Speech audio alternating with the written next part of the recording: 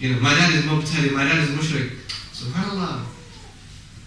Do you expect your parents who raised you to change because of a 5 minutes of zeal? Right? Do you expect that to happen? Is it more in your interest and their interest if it's truly the case that they're ignorant, and it may be that way, and they're innovative, and it may be that way? That's fine, it may be that way. But there is a way to deal with them. And the way to deal with parents, my dear brothers, is with mercy and softness. How about the hadith? Ramadan is approaching us. May his nose be in the dust. May his nose be in the dust. May his nose be in the dust. One of the people, and he said, Ameen, Ameen, Ameen. And one of the people was who? Man adraka walidayhi, the one who saw his parents. Right? One of them, or both of them, in the kibar, in old age, and does not tend to their needs, and therefore does not enter paradise. Right? Allah says, your parents, if they reach old age, don't even say uff, meaning don't even show any kind of disgruntlement towards their requests, and speak to them with goodness, and be generous and good towards them. Right? There was a child once, my dear brothers. A child once.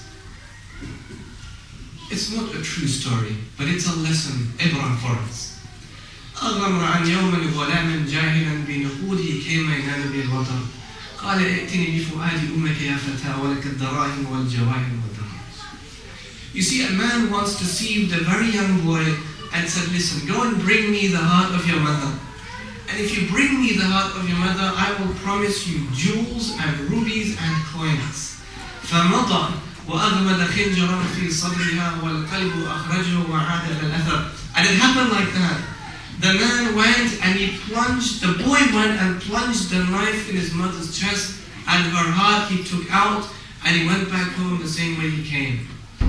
لكنه في فرط سرعته هوى فتأثر القلب وأفر إذ أثر. But in the boy's haste to return home, the boy runs and the boy slips, and when the boy slips, he falls, and when he falls, his mother's heart rolls out of his hand and rolls in the dust. ناداه قلب الأم ولدي حبيبي هل أصابك من ضرر.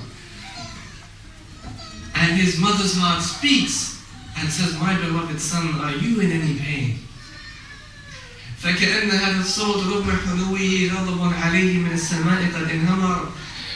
The boy realized the anger of Allah. He hears the wonderful soft voice of his mother, but he realizes the anger of Allah descends from him to him from the heavens. فاستل خنجرا ليطعن نفسه طعنا فأصبح عبرة لمن اعتبر. He takes the knife a second time and turns it towards himself in grief and remorse and regret. A stabbing that becomes a lesson for everyone that will learn from this lesson. ناداه قلب الأم ولدي حبيبي كف يدا ولا تقتل فؤادي مرتين على الأثر. My beloved son, stop, refrain, cease, desist, stop your hand, and do not stab me twice in the heart in the same place. Do not stab me twice in the same place. Our pain, the pain of that boy, would have been the pain of the mother. Our joy, you guys, the youth, you have your exams. If you pass your exam, do you not think that it's as if your mother and your father have passed their exams? And if you fail your exam, it's as if they have failed their exams.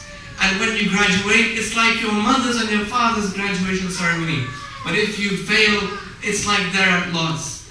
Right? You're sad, it's like they're sad. And you're joyful, it's like they're in a joyful mood. Right? Therefore, we should not forget ever, ever, ever. And never, ever, ever, my dear brothers, especially for the men, our mothers have more of a right on us than our wives do. And don't ever let your wives tell you otherwise. And I'll say that plainly. Don't ever let your wives tell you otherwise. Your mothers, my dear brothers, have more of a right upon you than your wives ever can and ever will and ever do. Allah will ask you about your mothers first, then He will ask you about your wives. You are perpetually bound to your mothers, even if they're mushrikeen. وإن جاهداك على أن تشرك بي ما ليس لك بعلم فلا تطيعهما وصاحبهما في الدنيا معروفا. Even if they're mushrikeen and they call you towards shirk billah, Allah says don't obey them, but still live with them in dunya with goodness. And your mothers are Muslimeen, Muslimat. You are perpetually bound to them and to their obedience. But that does not mean, my dear brothers, that you can use that as an excuse to wrong your wives. That's not true. You cannot use that as an excuse to wrong your wives, right? Or to neglect your wives, right? Or to spend everything on them, your parents, and leave nothing for your wives. No, there has to be a degree of being sensible for all of us and maturity. That I will try and please both, right? But I must remember that my mother has pride of place and my father in my life, more so than my wife. But for the wife, it's the husband. For the wife, it's the husband that takes pride of place.